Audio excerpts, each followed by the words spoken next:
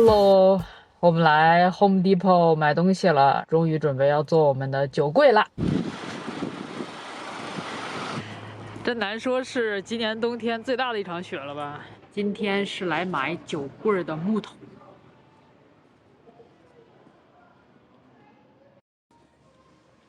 我们以前做木工活的时候，基本上就在这个地方买的木头。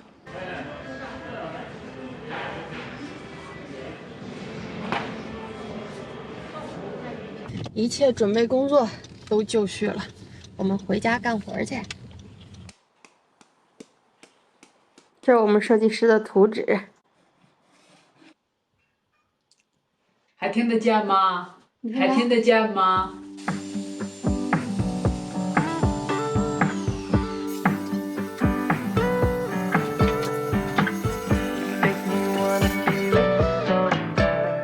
给木头刷漆之前呢，还是要给它 prime 一下，就刷一层底漆，这样它那个漆比较容易附着。呀，你顺着它的纹刷呀。哎呀，对不起啊，出师不利。你看这个业余师傅是刷的呀。没办法嘛，我又不是经常干这事儿。他非常嫌弃我，他说我刷的东西有刷的痕儿，所以他决定自己开始刷。他说他刷的快一些，也刷的好一些。是啊，你这就叫没刷的痕儿呗。哎呀，你远一点拍就没有了。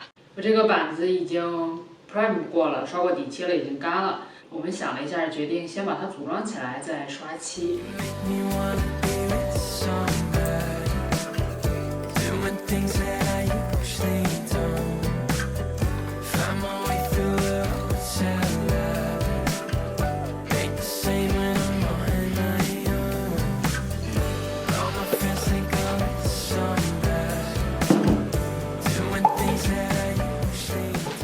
到时候这里可以插红酒，然后这里呢，我准备放杯子，所以我又做了一个这个东西，给大家演示一下啊。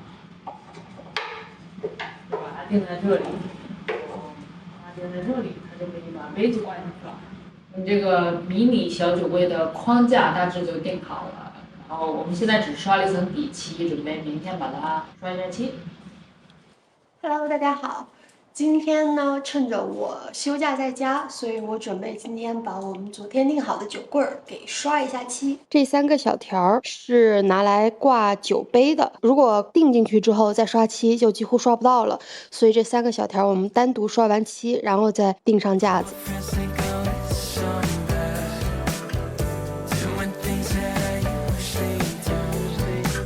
现在这位小朋友已经下班了，然后他在刷第2遍漆。给大家介绍一下我们用的这个油漆啊，这个是班吉明摩尔的 Advance， 它是一个产品线，它是专门用来刷家具的，是室内用漆。如果你也想做一个小家具的话，这个还是一个挺好的选择。罐子呢有几种规格，我们买的这个是最小的 one pint， 就是1品托吧，这个大概是略小于1升的。通常刷漆要刷2遍，它的覆盖效果才比较好。像我们这么小的一个柜子，可能只需要用到这一小罐的1/3左右就够了。Hello， 大家好，我们准备在客厅放一个令人快乐的小柜子，用来装零食和饮料，这样看电视和与朋友聚会的时候都会很方便。但是我们客厅的这个角落呢，很难找到合适的柜子，它的尺寸是一方面。最重要的是，它那边还有一个电源插口和一个排风口，就不能把它挡上，所以一直就没有找到合适的柜子。然后我们就买了一个宜家的宾利小书柜，先将就着用。可是越看越难看，因为它左边右边都不挨着，孤零零的一个人站在这儿，所以我们就打算今天来解决这个问题。DIY 做一个小柜子。它这个柜子呢，原本是深棕色的，是 veneer 的。我们觉得这个颜色和我们家不是很搭，所以重新给它上了一层绿色的漆。宜家很贴心的考虑到了踢脚线的问题，但是它还是留了一个缝儿，不能严丝合缝的贴在墙上，所以我决定把它的那个角再切掉一点点。我们现在已经在这儿贴了美纹胶带，然后画好了要切的轨迹。贴美纹胶带呢，就可以让这个切口比较顺滑，不会那么的毛躁。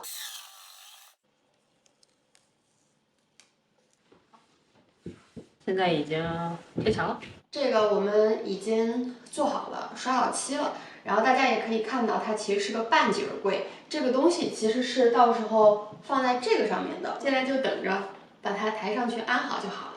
暂时的把它们夹到一起了，还没有固定到墙上。到时候我的计划呢，就是找一根木条，把它垫在底下钉住它，然后后面也会同样垫一根木条，然后我会在里面再打2个钉子到后面的墙上。首先呢，我们是把底下的2个木块先钉到墙后的木梁上。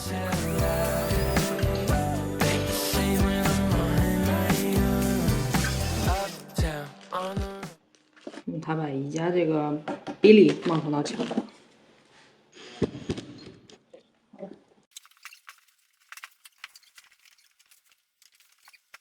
我们这个小柜子呢，里面我们做了一个横梁，就是这个东西，打算用它把这个柜子挂到后面的墙上。然后另外一个受力结构呢，就是在这个悬空的柜子下方，我们有这2个木条，它们已经分别钉到了后面的木梁上。现在我们准备拿钉子把这2个柜子中间再连接一下，这样会更牢固这个整体。还有最后一步，我们自己做了一个挂红酒杯的东西，我要把它钉到这个上面，然后红酒杯就可以倒着放进去了。现在呢，这2个柜子已经搭在一起了，但是呢，由于它上面这个平台我们觉得不是很好看，所以呢，我俩就买了一个宜家的这个 shelf。我们俩之前在宜家买了个灯泡，然后但是没有地方可以放它。这个灯泡买了1年多了，都还没有上1墙。岁了。这个就是我们在宜家买的那个木头的手，用这个手来抓着那个灯。我们打算用这个双面钉，这个2面都是钉，没有螺帽。先给它钻一个孔，然后把它拧进去，然后再在墙上钻一个孔，然后把2个东西一起拧到墙上。拧进去。那个太难拧了，然后我用钳子夹得太松拧不动，夹得太紧的话就会把它的螺纹弄坏。哎，你看我想了一个什么办法？用电钻拧。好了，我开始往墙里拧了啊。